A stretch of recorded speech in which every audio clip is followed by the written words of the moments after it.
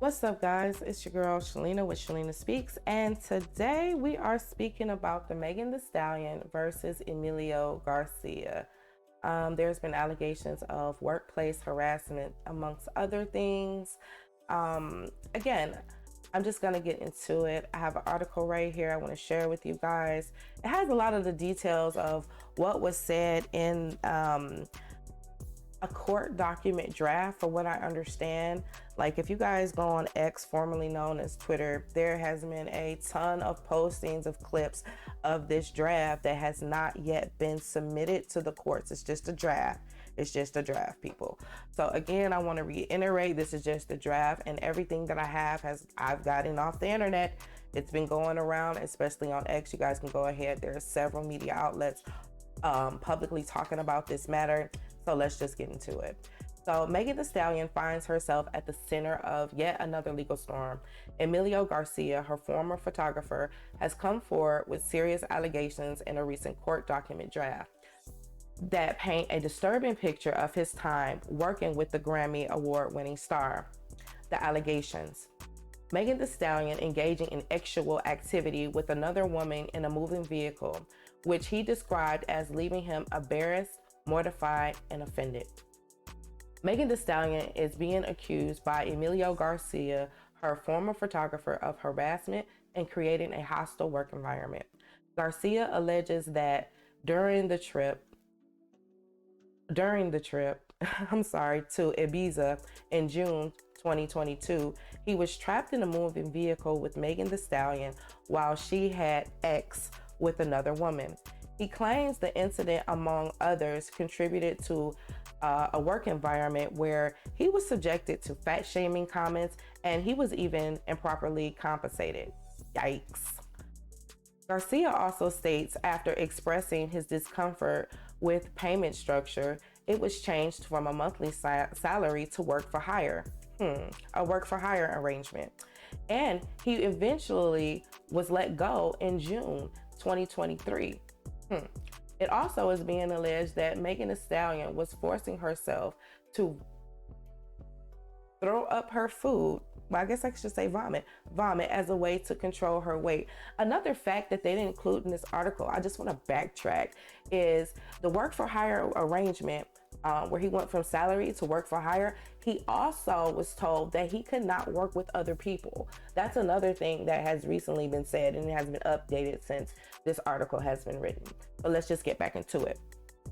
Megan Thee Stallion's lawyer, Alex Shapiro, has described the lawsuit as an employment claim for money with no sexual harassment filed to be claimed, and characterizes the accusation as an attempt to embarrass her, stating that they would address the matter in court. So these are a couple of the clips that are going around, and I'm just going to kind of read them because they're a little bit out of order, but let's just start with 26, okay? It says, by way of the example, whenever Pete was dieting, which she frequently, she will forbid anyone from eating around her. As a result, the plaintiff and other employees who were working sometimes 16 hours plus a day were forced to eat in secret. Indeed, even when there was catering, Pete would explicitly forbid people from eating in her presence. If the plaintiff saw anyone eating, Pete would launch a temper tantrum and ridicule anyone who bought food in her vicinity. The plaintiff, who was open with Pete about his eating disorders and struggles with weight, felt targeted and ashamed and humiliated by Pete's ridicule. Sometimes when Pete ate, she would immediately go to the bathroom and induce vomiting to prevent herself from gaining weight. He held plaintiff and others to her unreasonable and illegal standard of beauty and targeting those, including the plaintiff, who failed to conform. Crazy.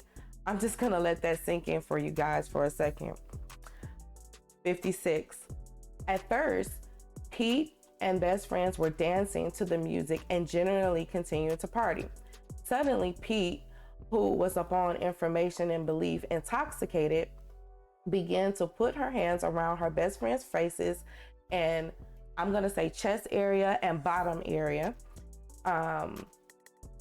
Soon, Pete was kissing her best friends, and the plaintiff felt uncomfortable as he was in an SUV in a foreign country at night with his boss, who also excuse me, who also was acting inappropriately.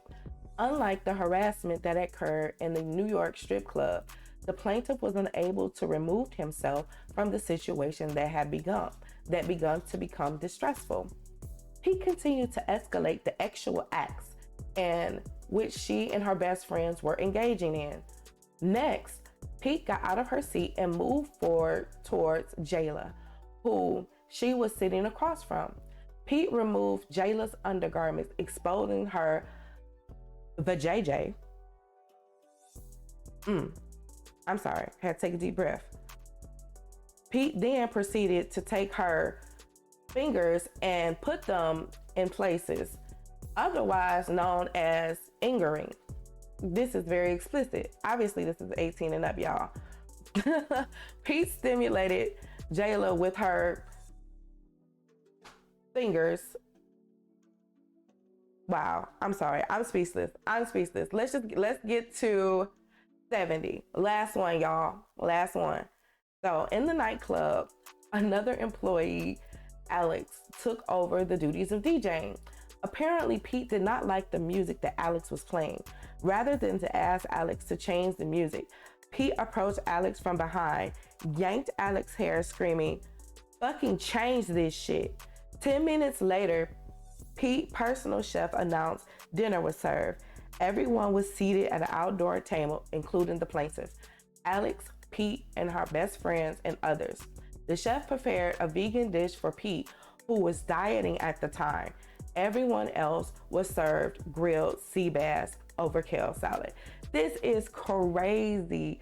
These allegations are crazy. And if you guys want to go and review the document yourself, you can either go on X, but I would love it if you go to my website, www.shalinaspeaks.com. You can check out this article amongst other articles, and you can definitely get the deets there.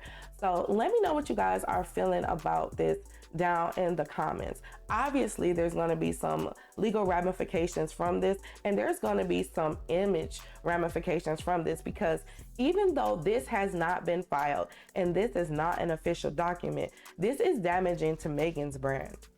It is not a good look for Megan's brand at this time with everything that is going on. So Megan's response to this entire thing, her attorney, Alex Shapiro, has firmly denied all allegations, describing the lawsuit as an employment claim for money rather than a case involving sexual harassment. Shapiro argues that the accusations are salacious and aimed at embarrassing Megan Thee Stallion rather than addressing legitimate employee issues. He emphasizes that they will handle the matter in court and suggests the readiness to defend these claims. So they're standing firm on it. Megan did not do these things, and it is a draft, so you kind of got to look at it sideways because it has not been submitted. So that's the biggest thing for me. The document has not been formally submitted. Yes, it is a formal draft, but it has not been submitted. So that's a good thing for her brand. Let me know what you guys are thinking about this down in the comments. If you like this video, go ahead and give it a thumbs up. If you really like this video, go ahead and watch another video. And if you really mess with it, share it with a friend. And I'll talk to you later. Peace.